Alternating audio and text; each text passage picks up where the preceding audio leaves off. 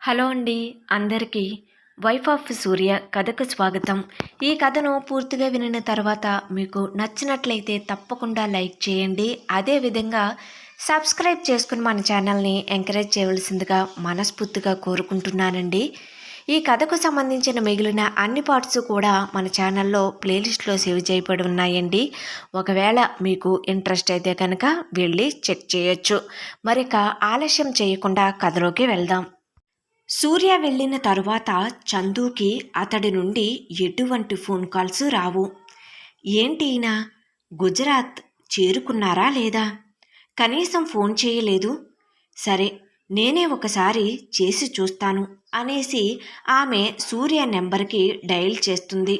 అతడి phone switch off వస్తుంది. ఇదేంటి, ఎప్పుడు ఫోన్ ఆన్లోనే ఉండేది. మొదటిసారి స్విచ్ ఆఫ్ రావటంతో చందుకి కంగారు వస్తుంది. అసలు పెళ్ళైన 3 సంవత్సరాలలో ఎప్పుడూ ఆఫీస్ పనిపై క్యాంపు వెళ్ళని భర్త ఇప్పుడు అంత హడావడిగా వెళ్ళటం, ఇది అంతా ఏదో గందరగోళంగా ఉంది అనుకుని చిన్నుకి కొన్ని పాలు త్రాగించి ఆటోలో సూర్య ఆఫీస్కి బయలుదేరుతుంది. చందు తిన్నగా రిసెప్షన్ దగ్గరికి వెళ్ళి సూర్య కోసం అడుగుతుంది. నేను సూర్య భార్యని. అతను ఆఫీస్ పని మీద గుజరాత్ వెళ్ళారు. కనీసం ఫోన్ కలవటం లేదు.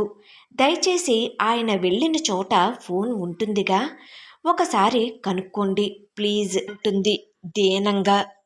చందు యొక్క గర్భంతో ఉన్న కడుపును, చేతిలో పాపను చూసిన రిసెప్షన్ కౌంటర్లో ఉన్న ఆమె జాలి పడుతూ, అతను ఆఫీస్ పని మీద గుజరాత్ వెళ్ళినట్లు ఎవరికీ తెలియదండి. పైగా అతను 3 నెలల క్రితమే ఉద్యోగం మానేశాడని చెబుతుంది. ఆ విషయం వినిన చందు షాక్ అవుతుంది. ఇంతలో అక్కడికి మిగిలిన స్టాఫ్ వచ్చి, సూర్యనా? వాడు అసలు మనిషే కాదు, మంచితనం ముసుగులో తిరిగే మోసగాడు.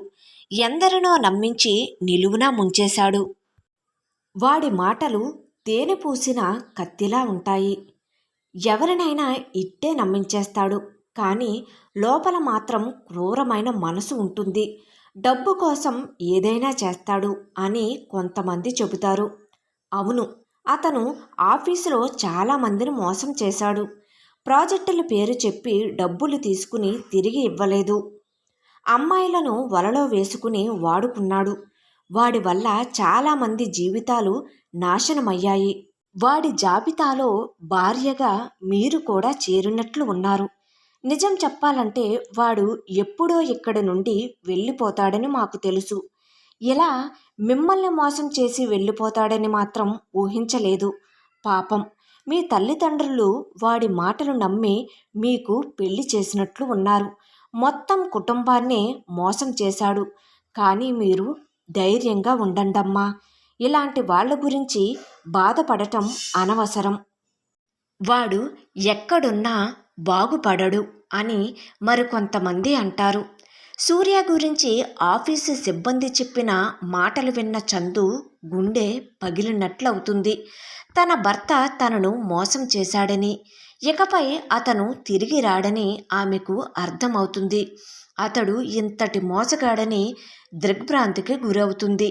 ఇంతకాలం నేను అతడు మనిషే కాదు అనుకున్నాను, కానీ మృగం కన్నా హీనమైన వ్యక్తి అనుకోలేదు అని మనసులో బాధపడుతుంది.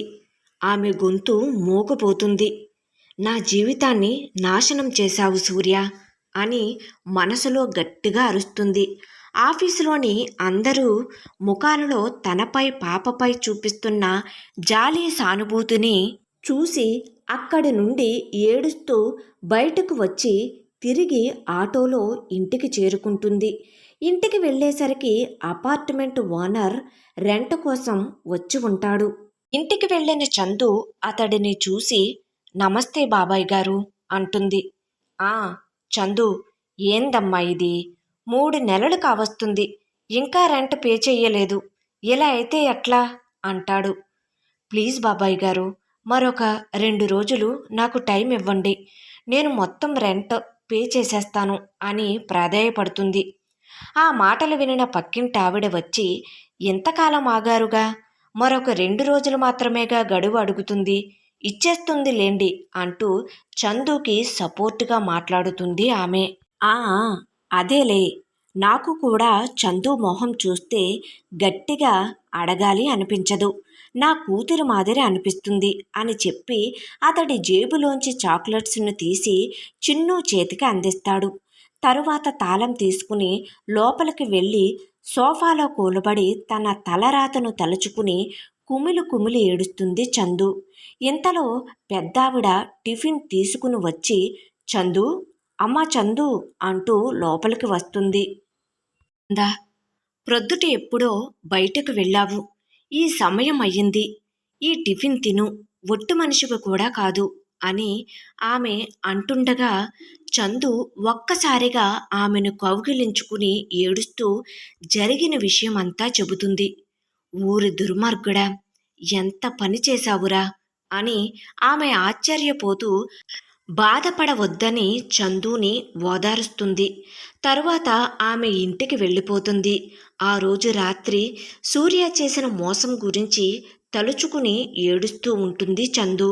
అలా ఏడుస్తూ చిన్ను ఒంటిపై చేయి వేయటంతో విపరీతంగా ఒళ్ళు కాలుతుంది. జ్వరం వచ్చినట్లు ఉంది అని టానిక్ పట్టిస్తుంది. అయినా పాపకి జ్వరం తగ్గదు. తెల్లవార్లు నిద్ర లేకుండా చిన్నును చూసుకుంటూ ఉంటుంది. అయినా జ్వరం తగ్గుముఖం పట్టకపోవటంతో హాస్పిటల్కి తీసుకువెళ్దాం అనుకుంటుంది. కానీ తన దగ్గర డబ్బు లేకపోవటంతో ఆలోచనలో పడుతుంది చందు. వైఫ్ ఆఫ్ సూర్య కథ కొనసాగుతుంది. కథ ఎలా ఉంది అనేది కామెంట్ సెక్షన్లో తెలియచేయడం మాత్రం మర్చిపోవద్దు. Thank you.